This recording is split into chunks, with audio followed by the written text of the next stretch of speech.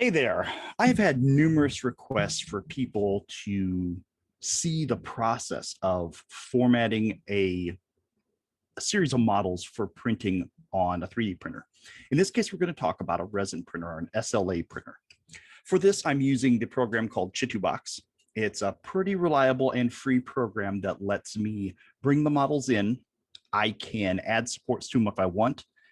Then I will slice them, and I'll show you that process, and render them out as a machine language file that the resin printer can then use to print the models. So I've got my layout here, and I already have my printer programmed in, so it knows my dimensions. Each of these squares is 10 centimeters, so that gives us a rough idea. But the first thing I always like to do is I like to bring in a base. So I'm going to drag a file from my hard drive, and this is a 25 millimeter base. This is going to let me know the size that I want the feet to end up on, because I get STL files from a variety of Patreons and other sources. So sometimes they're not scaled the same. Some are meant for a 32 millimeter, some are meant for 28. So in order for me to have them print out and look roughly scaled the same, I like to have a reference, and I'll delete this before we're done. But I put this up so that I can see what kind of size we're actually looking at. Some of these models are pre-supported and some aren't. So the first one I'm going to bring in is from Papsicles, and it is a pre-supported multi-part alien mantis creature. And I'm actually dragging it in as a Chitubox file. So it has all of those components pre-configured and pre-supported. So I have a body with clothes, a naked body, a handful of weapons, and hand weapons, and extra hands. So that's cool. Now, what I can do here is I can actually test these models to see if they will fit on the base correctly. Typically, what I'll do here is I will rotate it.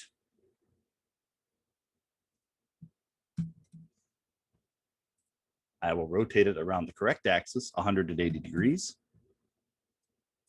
if I pick the correct axis, and that gets him to a standing pose. You see it removed those supports because it wasn't ready to use them. As I put this model over here, I see that he is going to stand well off of that base. It's going to be a little too wide. So I'm going to decide what scale to put. Generally, on a 32 millimeter model, I'll scale it to 80 or 85%, depending on the manufacturer. I want this guy to be a little bigger, so I'm going to keep him at 85, not 8 or not 5, but 85.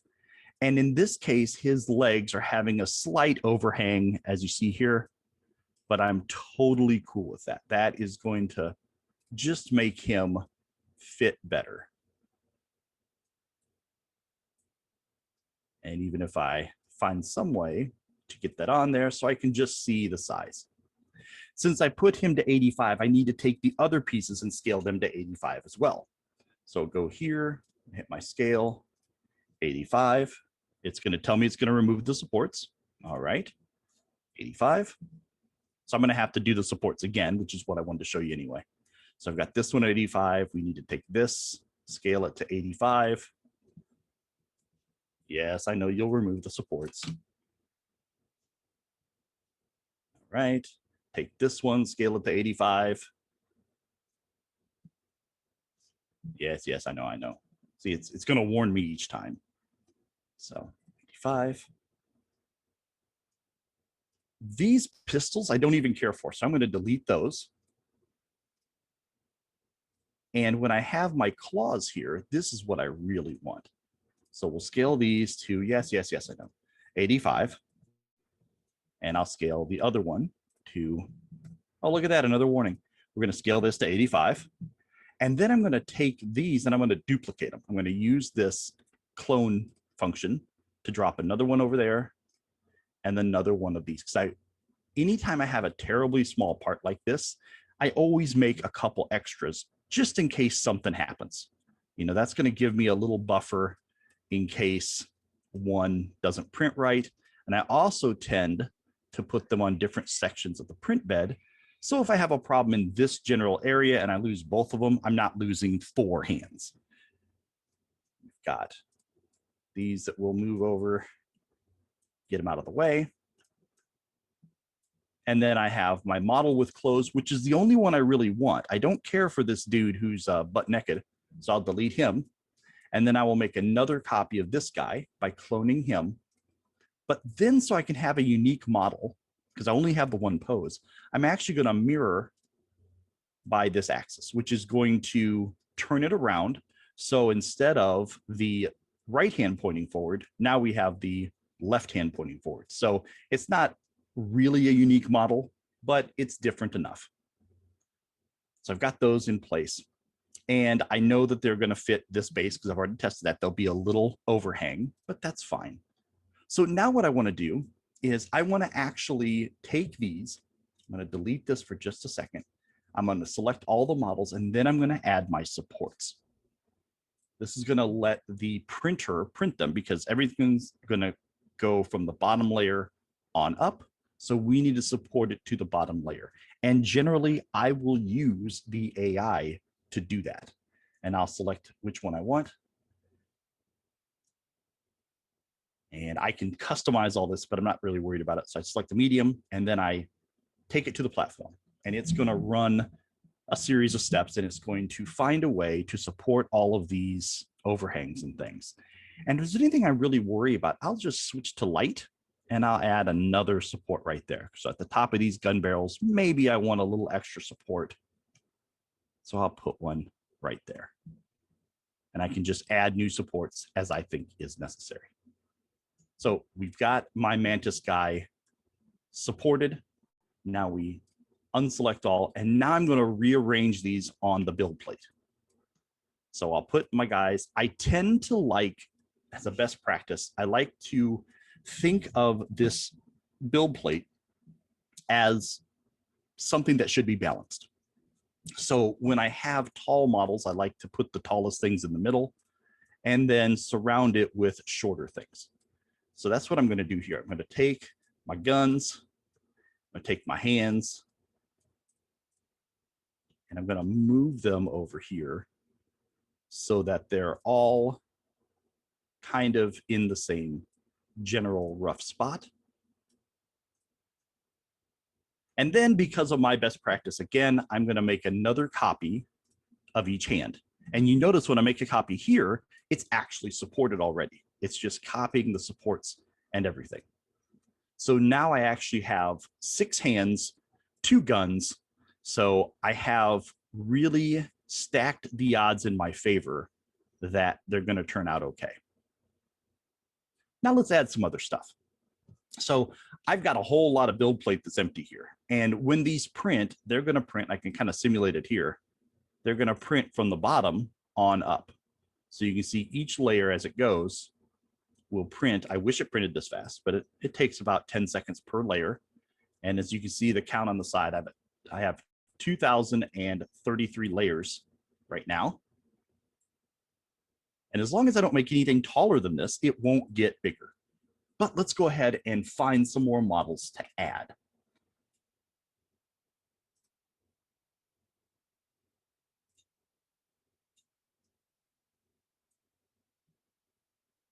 All right, here's one that I'm going to drag in, and it is a pre-supported corgi. I've been printing dogs for a little while, and I've never gotten this one to print correctly. So we're going to take a look at it here. Now, this pre-support is different than the ones that I drug in before because this model itself, the whole STL file has the supports on it. And you can see that because you have a consistent color for these supports as you do for the model. And this corgi is entirely too big. So we're going to scale this down, and I'm going to pick 60. And you notice it didn't give me that warning this time either because the supports are actually part of the model here. The reason it hasn't printed before sometimes has to do with little bits extending below the build plate or not being level. Now, in this case, I know they're level because it's all green, which tells me that it has connected to the surface. Any model that passes through should show, it'll actually be a layer of green crossing that plane. But since we can't see it as the model's covering up, you can't really tell. So let me go ahead and put this back up to where it was. And we can see that it turns green to let us know that we're on a flat surface. So I will take our corgi, which is still a little big in my estimation, given that it's almost 20 centimeters long. So I'm going to scale it down a little more here. It has my previous scale in at 60. Let's decide on 50, and we're going to put it in the middle and hope for the best. So I have a corgi that I can try to print rather, and then paint later. So we've got that. Let's see what else I can pull up here.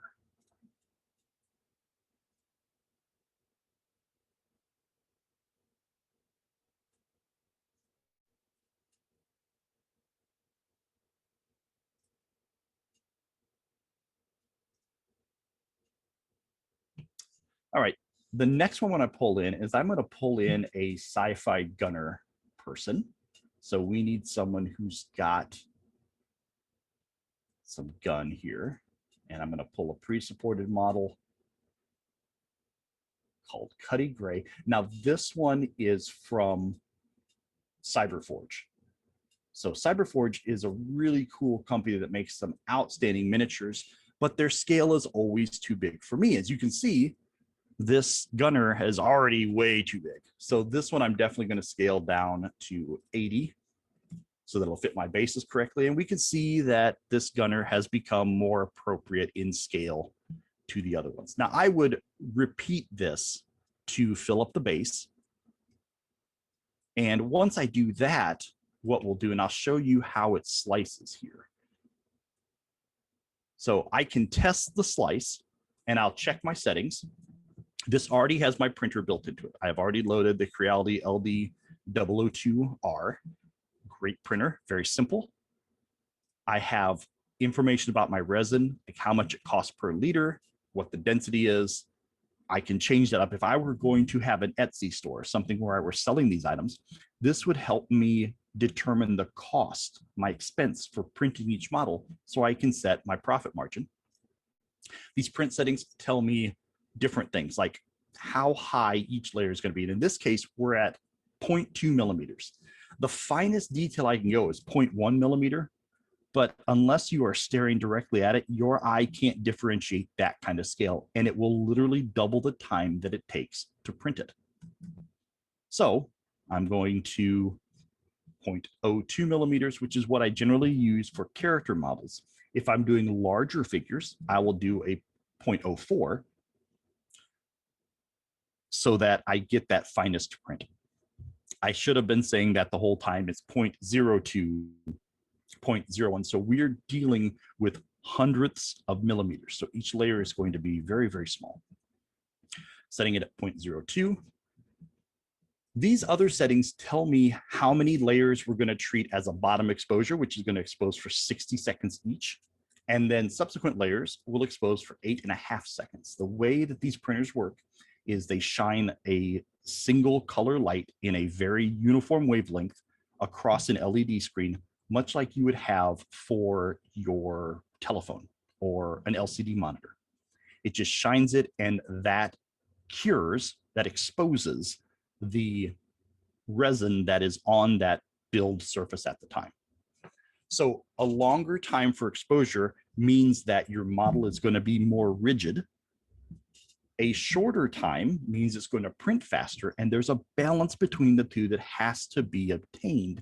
Otherwise, you're going to either take forever to print something that's super rigid and might even be fragile, or you're going to get a lot of print errors. And one of the first mistakes I used to make is I would have my exposure time way too low. Given that I have had trouble with that corgi before, I'm actually going to up this to 9 seconds per layer, and I'm going to drop my bottom exposure time to 58 seconds.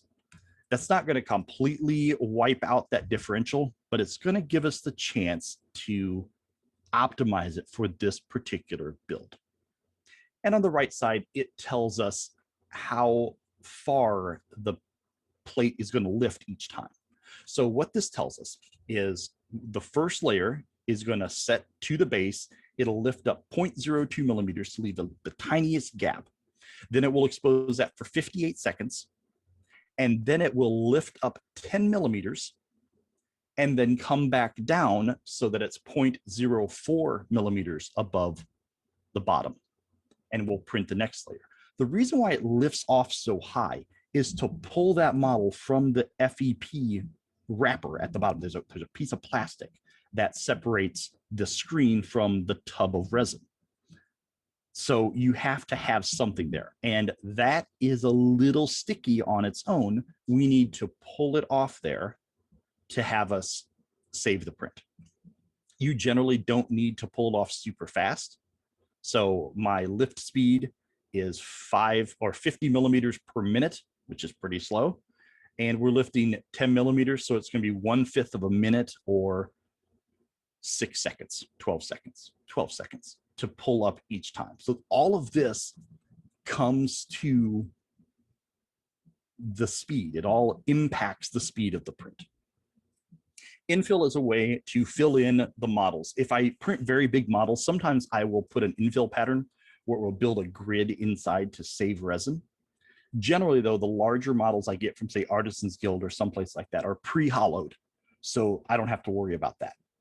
And small models like this, there's not enough room to make to hollow it out and make a gap. So I'll just leave it with none. And then if I wanted to use anti-aliasing will smooth out the edges. I happen to like the edges, and I wouldn't ever do anti-aliasing unless I were doing like a 0.5 millimeter or some really, that's not low quality, but low quality in relation to what I'm doing now. The anti-aliasing may help there, but I generally leave it off. So I've got my settings in place, and I will slice it. And what slicing actually does is it takes this image and turns it into machine language.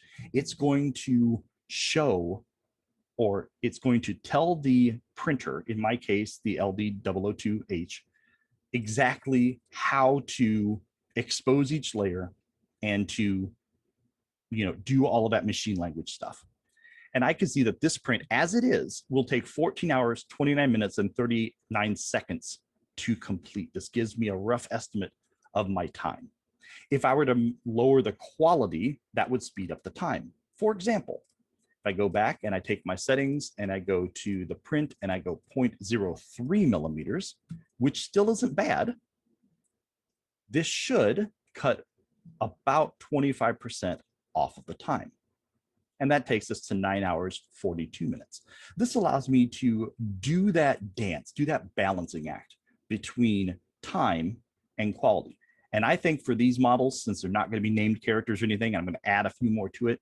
This is good enough quality for me. And if I can keep it at under a 12-hour print, that will be in my favor. And this also has a neat screen here where it will actually show you what the screen for each layer will look like.